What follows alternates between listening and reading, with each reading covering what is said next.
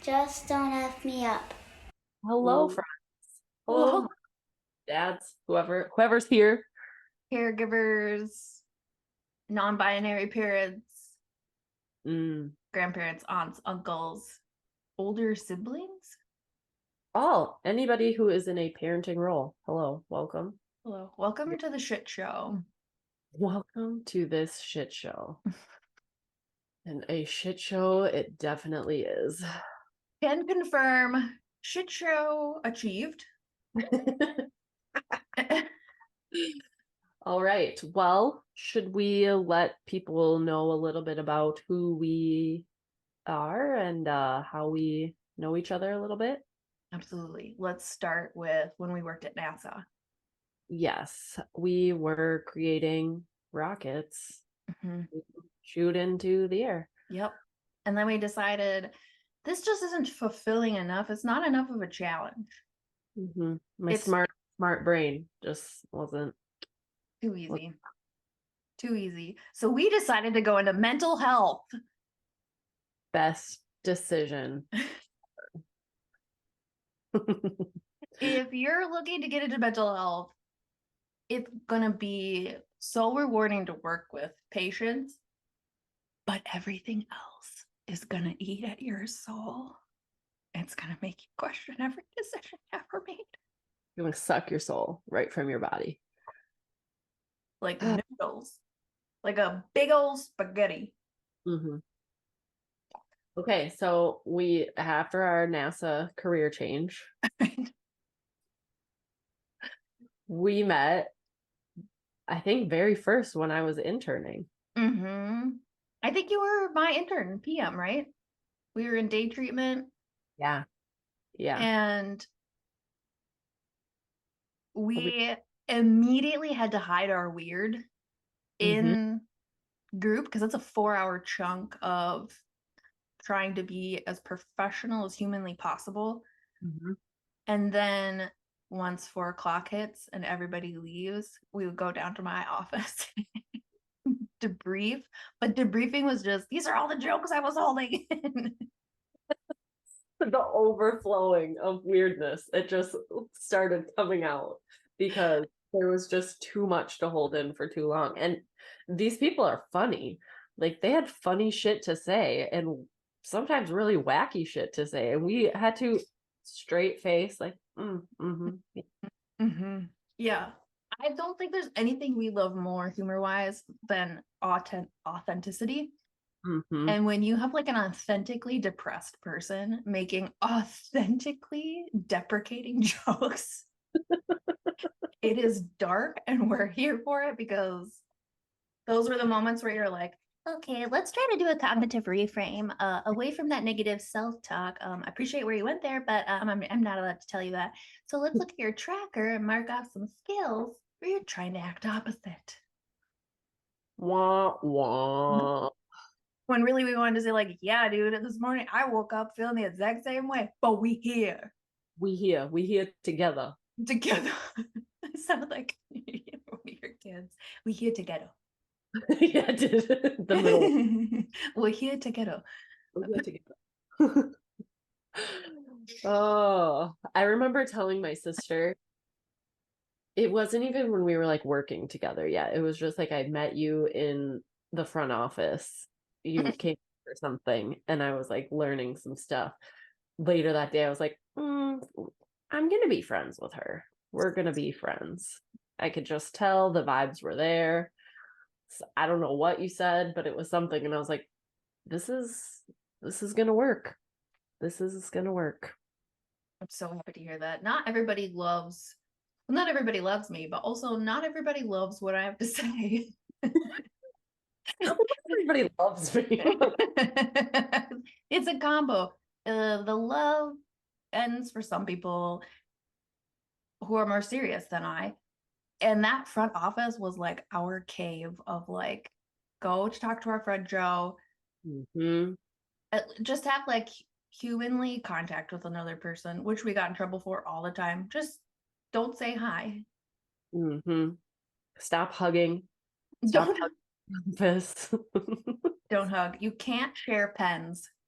Don't hang out in there together all afternoon.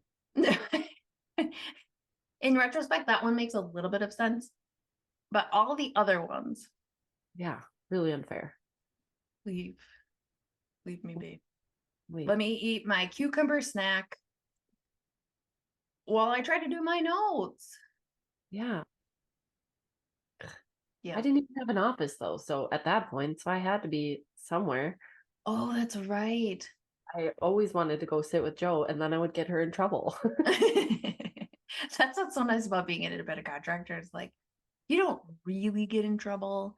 Yeah. You maybe get like a suggestion or two, Mhm. but I don't know. You don't have an office. I forgot about that because like in the basement where my office was, across the hall used to be the intern office.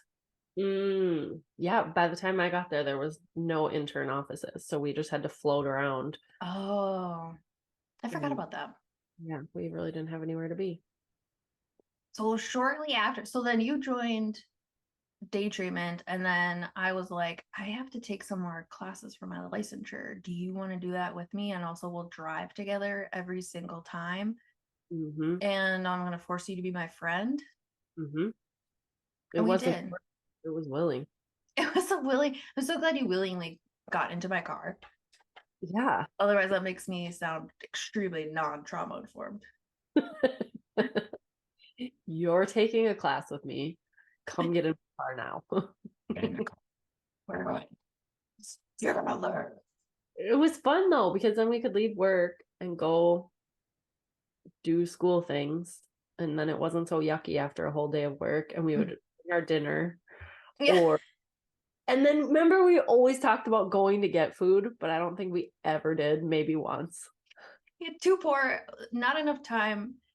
And that class, excuse me, went until like 9:30.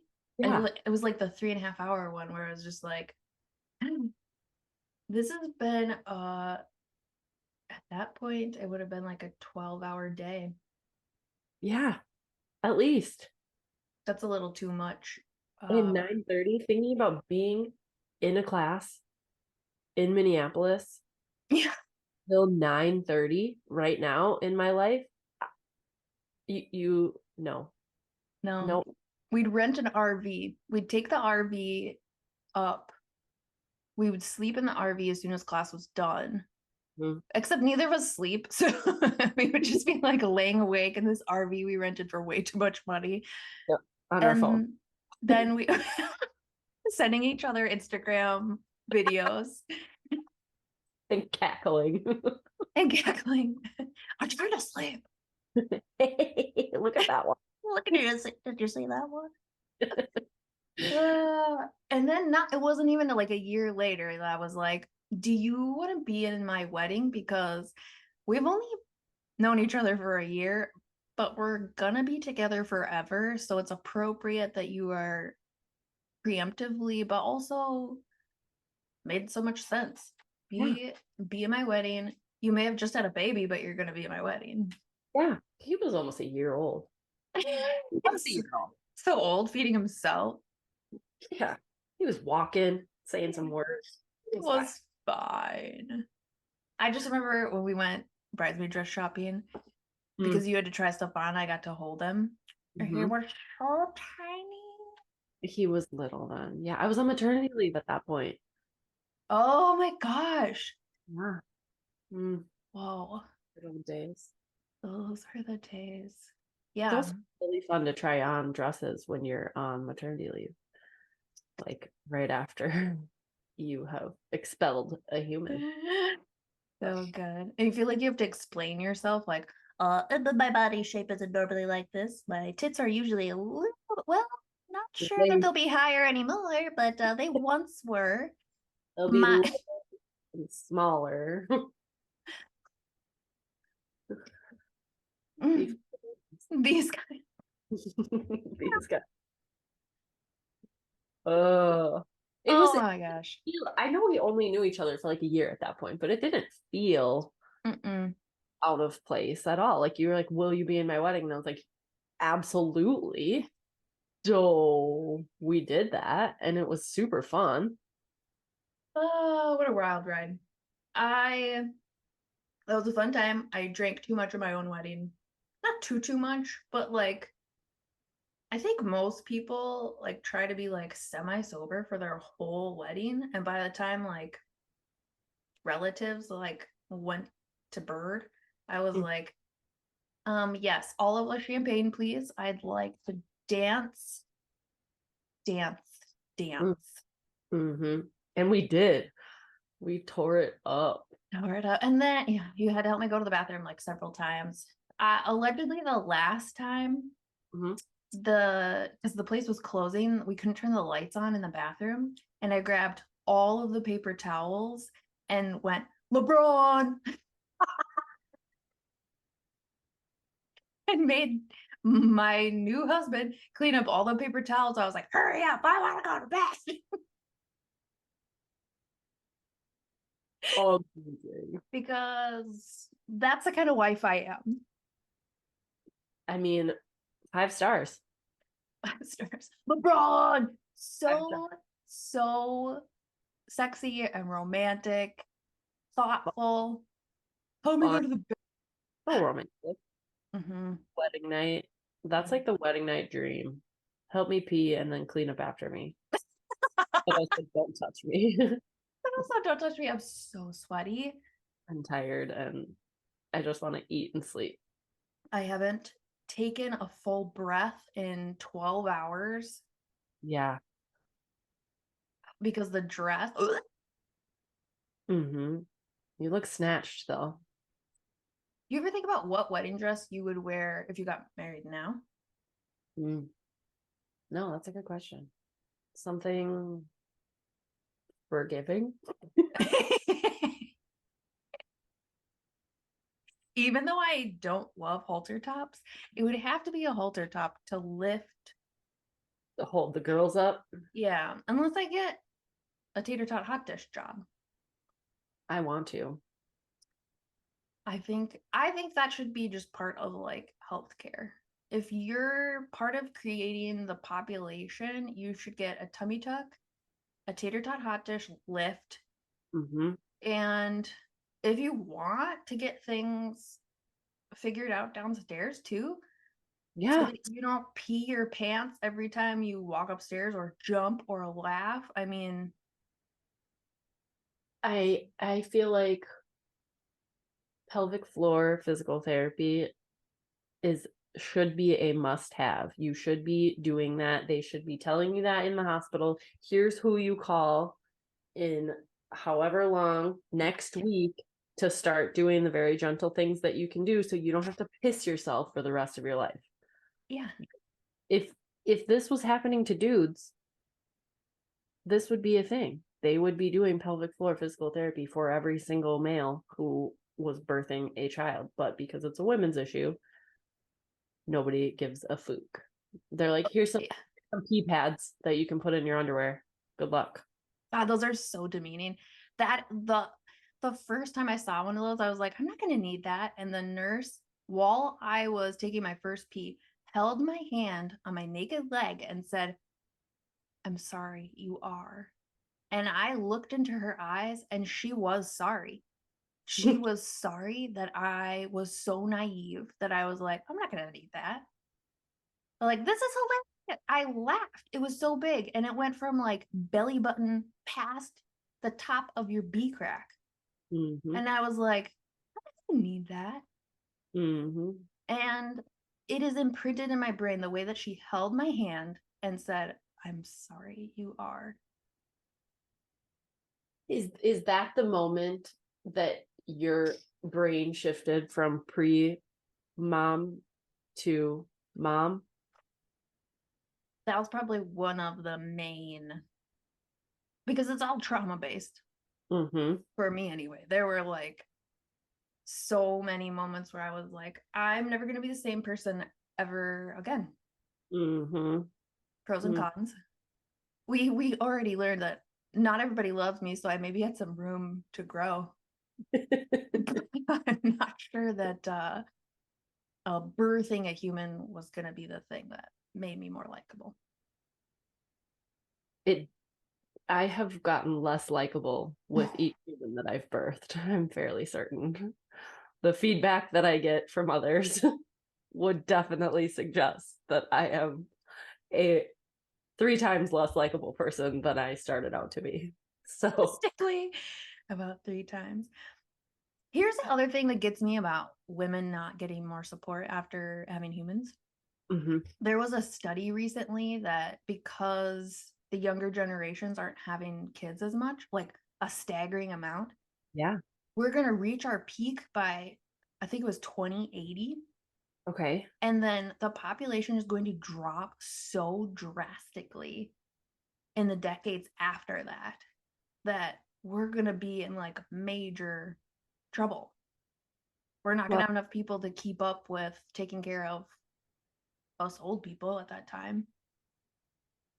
And what this that does is to the economy, et cetera, et cetera. this is going to get worse because I was just reading something. I mean, granted, I think, well, it had to have been on Facebook or Instagram because that's where I read things. But it was saying that they're thinking now in within 10 to 15 years, like the average age that people are living is going to continue to go up. Like within 20 to 30 years, they're thinking 120 will be like an average age. Yeah, I saw that. I I saw don't that. I don't want that. How? Well, like, depend, like, what's our quality of life after that? And also, are we going to have to push the retirement? Like, if we get to retire still like 60, 65 and then live to 120, if our money can like handle that, you've got a lot of time to like travel and do things, but also like, can our bodies do that at I don't know. Mine can't. I can hardly do that right now. If I thought about like going on a European adventure right now, I would probably sleep through it because I just physically, I'm So tired. So tired. And we have jobs where we sit. So we're not used to standing all day long. Like there are so many things wrong with that. Like, would that be cool? Sure, maybe. so tired. Oh, we would feel like shit. And like you said, how are we gonna save for that?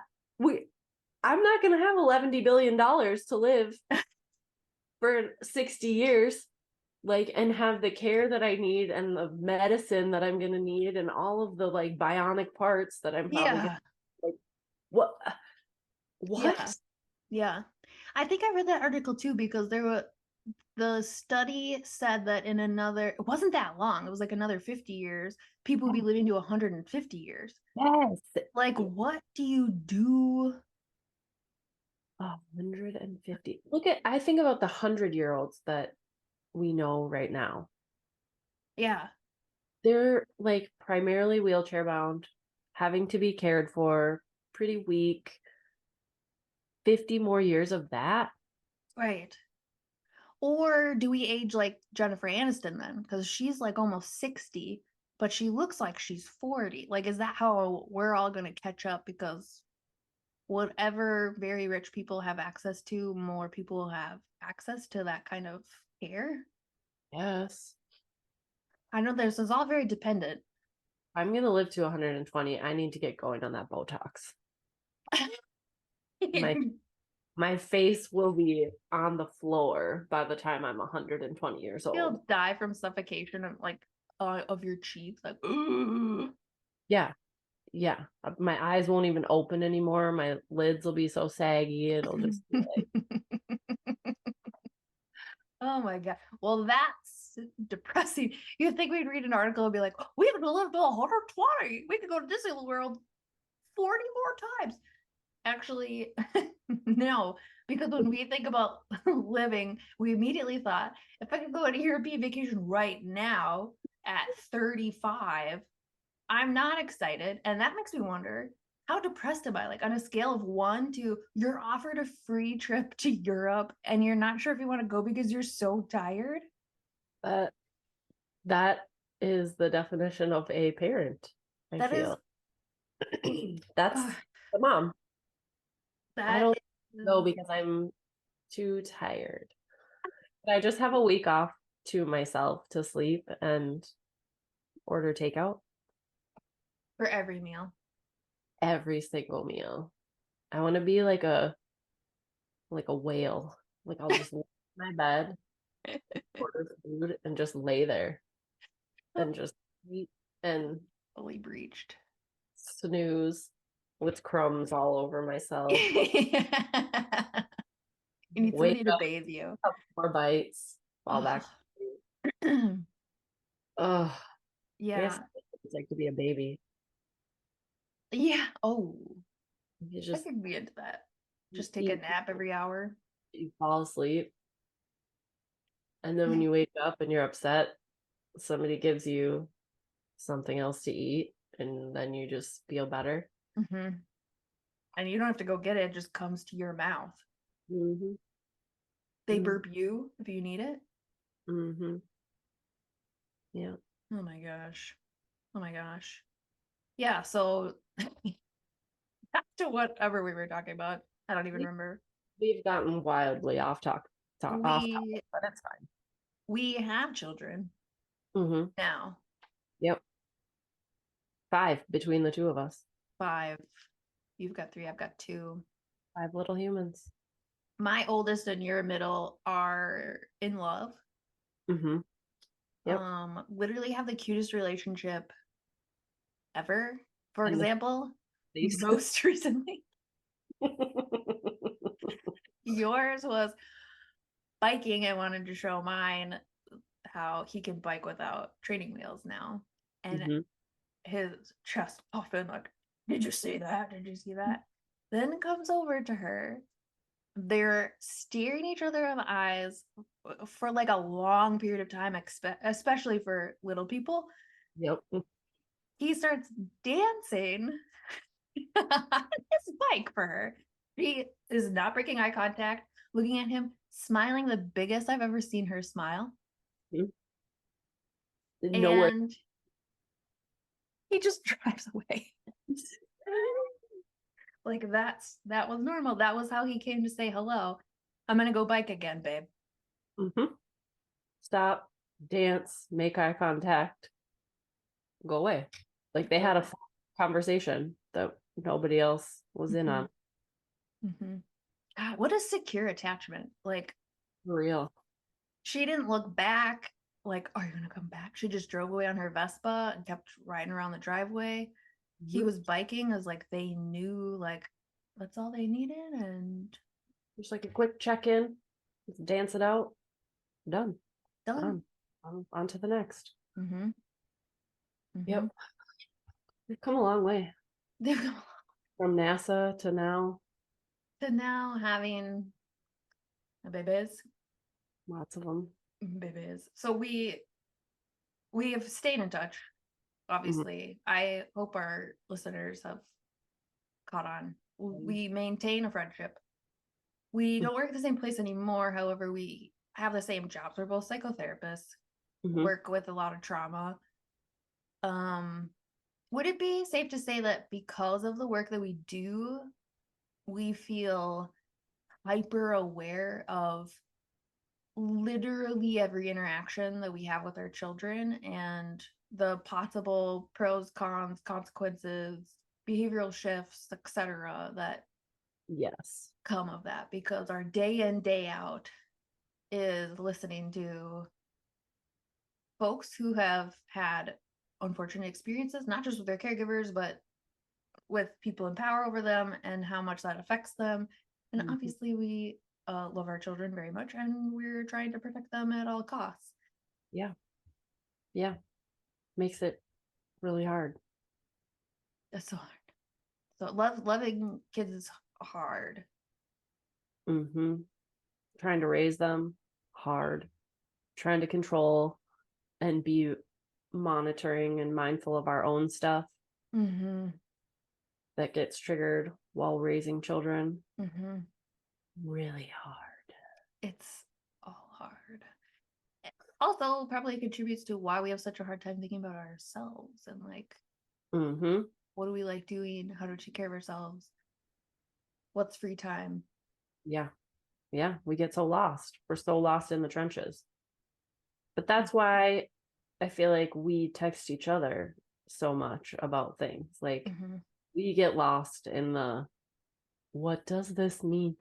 They said this or they did this. Are they psychos? Are they a psychopath? How do I? And then we talk each other off a ledge. It's okay. He's 4. That doesn't mean anything. And then I think that that's what led us here to this, because it just feels like a lot of the stuff out there, the Instagrams, the podcasts, the things, are these pretty polished, oh no, you cannot yell at your child. You have to use gentle parenting at all intersections of your life. You can't blah, blah, blah. And then I think we both end up feeling guilty because we aren't able to maintain that all the time. And I say it a lot, just like the funny things that are coming up now on Instagram, that like, I don't have gentle kids. So gentle parenting doesn't always work with these savages. And like sometimes I'm gonna yell at these fools. Yeah. Yeah. I say that to mine, like when I do raise my voice, it's because of danger and like safety. Like Mm-hmm. one of them had a meat thermometer out and stabbed our couch, and I thought, this is potentially dangerous. And if I just went over to her to alert her in my gentle parenting, like, I noticed you have a meat thermometer. Mm-hmm. Where the fuck did you get that, darling? And now you're making stabbing motions, and I have holes in my couch. Golly, that's hard for me to process. Mm-hmm. Why don't we? No, I was like, get it, drop it and stop. You're wrecking stuff. Stop. Yeah. Mm-hmm. And I don't think we should have to feel badly about that. And even when we yell, and in my case, I do a fair amount of cursing because it's that or lose my mind. But we yell even when it's not safety stuff. It's when we've asked 72,000 times or 7 times and we personally are having a hard day. Yeah. And then we yell and then we feel bad about it, but also it's fine. Mm-hmm. It's fine. It's fine. It's fine. I think we've talked about this before. Like one of the big things is like we go back and make amends with them and just kind of say like, I'm sorry I raised my voice. I'm sorry I reacted like that. Like this is where I'm coming from. And the repair is obviously it's super important. Mm-hmm. And I think that's good modeling too, right? Like our kids are not going to go around the world like gentle friendshipping. Mm-hmm. They're gonna make errors and they need to apologize for them, not just friends, with teachers, with coworkers, bosses, like whatever comes their way in life. It's just not possible. Mm-hmm. Mm-hmm. So we wanted to have this podcast, this platform to talk about parenting and answer questions and cover topics and have people on to interview in this kind of way where it's serious but not serious, and also not putting forth the expectation that it's all going to be gentle and we're going to conform to the current social media parenting standard, because it's a fucking shit show out here and we're all just trying to survive. So maybe let's try to survive together. We want to learn together. We're learning. I mean, the thing that we bring to this is that we're both experts in trauma. Mm-hmm. So pros and cons to that, right? Like we maybe are a little saturated in trauma, nervous system, attachment stuff. Behavior. And perhaps we could share some insight. We also look forward to interviewing people who work with kids, who maybe have some knowledge to share with us. Yeah, or experiences, even if they're not experts, just different kinds of experiences. Mm-hmm. Mm-hmm. We got a doctor. We're gonna get a doctor on our show. We have access to a doctor, people. So So say no more. Subscribe just for that reason. We have access to a doctor. mm-hmm. And she is highly knowledgeable in all things emergency room. Emergency room doctor.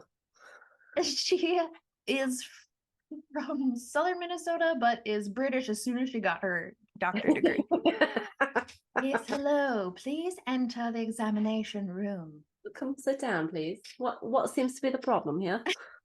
Yeah, no, Dr. Butler, all right. Come All on right. in, yeah. Maybe we've gone bluey. We went like bluey cockney like we got a little like we're British but we're not meaning anything but business, all right, like just a quick Yeah. poke and Yeah. getting your shot and you'll be on your way, love, all right. Get out of here.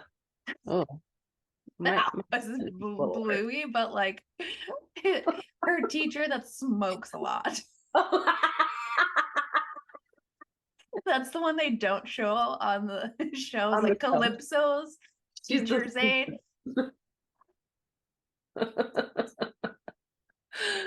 Oh my gosh. Well, hopefully this has been very enticing for people and they'd like to come back and listen to some more. I mean, we'll see. We'll see. And you know what? If they don't, we're still doing it because it gives us an excuse to meet every week for an hour before we go off into our worlds. Yeah. So come back and join us. We'll see. We don't have a plan for what's next because this is a shit show. So you can just come back and see where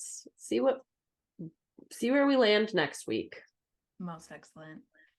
Most excellent. Most excellent. Peace, love, and harmony. All right. Well, everybody, do you get your parenting on? Parenting on. Get your parenting on. Thanks for